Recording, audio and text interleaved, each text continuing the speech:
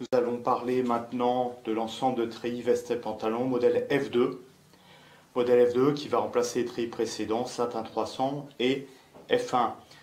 L'ensemble de treillis F2 apparaît au milieu des années 80, vers 84-85, et sera utilisé sous sa forme verre armé, premier modèle, jusqu'en 1999, c'est-à-dire jusqu'à la fin du service national.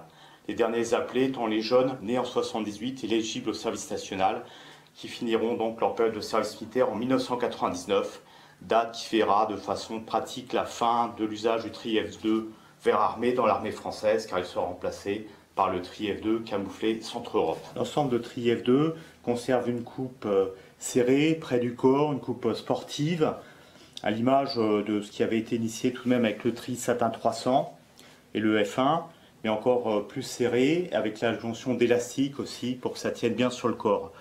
Je pense que l'inspiration, c'était l'inspiration, disons, du Bijar Boys, de ce qu'avait fait le colonel Bijar en Algérie avec le 3e RPC, en faisant retailler les tenues pour donner aux hommes une allure sportive, une allure flatteuse, avec des treillis près du corps. On peut parfois être amené à confondre le treillis F1 avec le treillis F2, et c'est normal parce que finalement le treillis F2 apparaît comme une évolution du treillis F1. La principale différence, c'est que le treillis F1 qu'on voit ici à gauche est en tissu léger de 210 grammes par mètre carré, tandis que le treillis F2 est en tissu plus épais de 270 grammes par mètre carré. Rappelons que le Satin 300, le treillis Satin 300 faisait 300 grammes par mètre carré.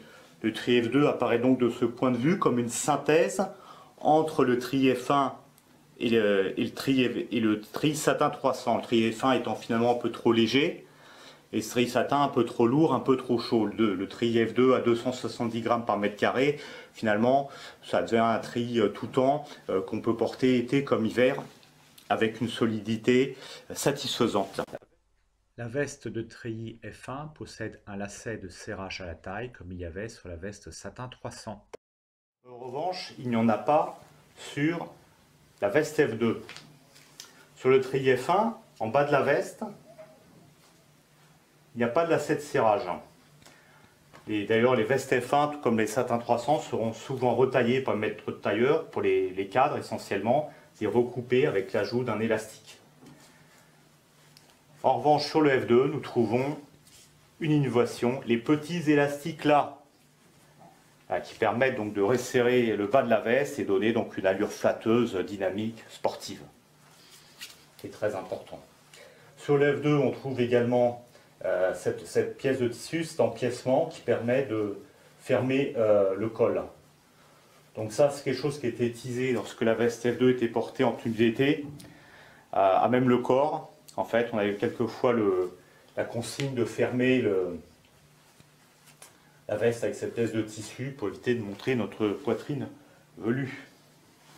Autre différence, nous voyons qu'en fait sur la F1, la poche est plus longue, et ça descend plus bas. Ce sont des vestes de même taille, des 96C.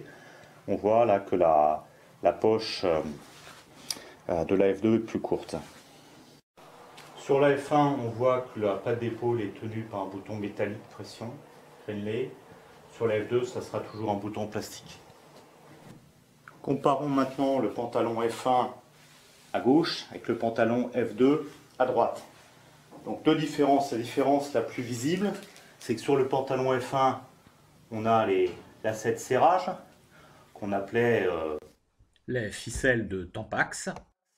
Et sur le F2, innovation, il y a enfin des élastiques de bas de pantalon qui sont d'origine. C'est pas réalisé par le maître tailleur. Bien sûr, toujours différence de tissu, 210 grammes par mètre carré, 270 grammes par mètre carré. Alors on va peut-être trouver que je chipote, mais quand même il y a une différence. Là on a le F2, en dessous on a le F1.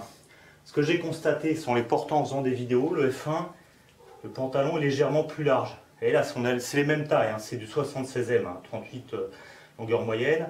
Le F1, là j'ai mis bien à plat, il dépasse un peu. Voilà, il est un peu plus large.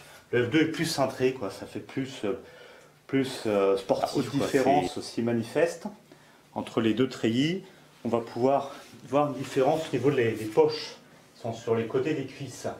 Sur les F1, les poches sont plaquées, donc en fait on ne peut rien mettre dedans. Et sur les F2, il y a un soufflet à l'arrière, ce qui permet quand même de mettre des choses dans la poche du F2. À la fois c'est élégant parce que ça ne fait pas les poches cargo là, qui sont pleines, qui dépassent.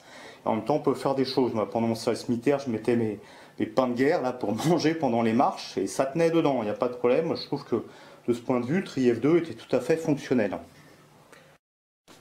Au niveau des marquages, sur le pantalon F2, on voit en noir le timbre Paul Boyer, le fabricant, 7, le lieu de fabrication, 1987, l'année de fabrication, 76M la taille. On note que sur les deux tris sont neufs, bon, le tri F2 est plus foncé que le tri F1. Après, je passe, c'est une règle parce qu'en fait, il y avait une variation quand même de couleurs et de tons sur les treillis de même type, hein, sont les fabricants, les lots de fabrication. On repart sur la veste F2 avec ces trois exemplaires, authentiques, tous, même taille, 96C. Clairement, il y avait différentes couleurs de veste. En fait, il y avait deux couleurs, enfin de veste et pantalon.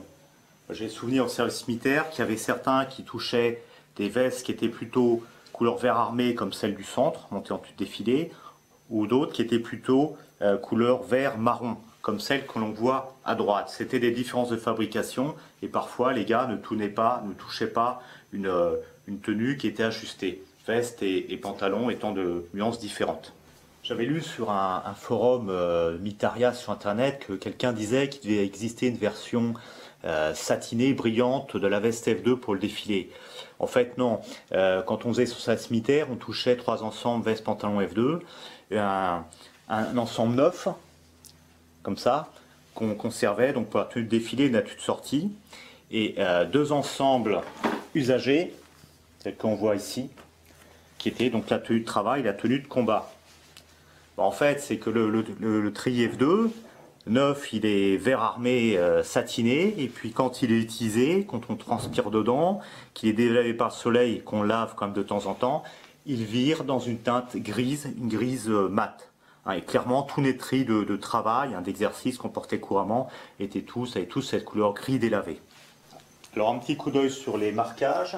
Sur cette veste la plus ancienne, nous avons Sapivox, donc le fabricant Uxenay, la ville, l'année de fabrication 1984. On est dans les toutes premières fabrications. Sur ma veste tri défilé, Paul Boyer, ce fameux fabricant, 7, 1989, 96C la taille. Sur cet exemplaire de veste F2, le marquage n'est plus lisible. En revanche, cette veste qui a été récupérée, qui est du 6e RPIMA, qui allait aller à la poubelle pour chiffon, est très intéressante. C'est vraiment une veste authentique, hein, là, parce qu'on y voit aussi les drisses, en fait, qui étaient cousues pour tenir les insignes. Donc ça, c'est la drisse pour tenir le brevet para. Là, losange modèle 45. Là, l'insigne de 11e DP. Pourquoi? Parce qu'en fait, les tris neufs étaient utilisés comme tenue de défilé. Et ensuite, ils étaient recyclés, quand ils étaient un peu usagés, comme tenue de combat et de service. Donc c'est pour ça qu'on pouvait trouver donc, les drisses pour porter les insignes sur les tenues usagées, tenues de combat.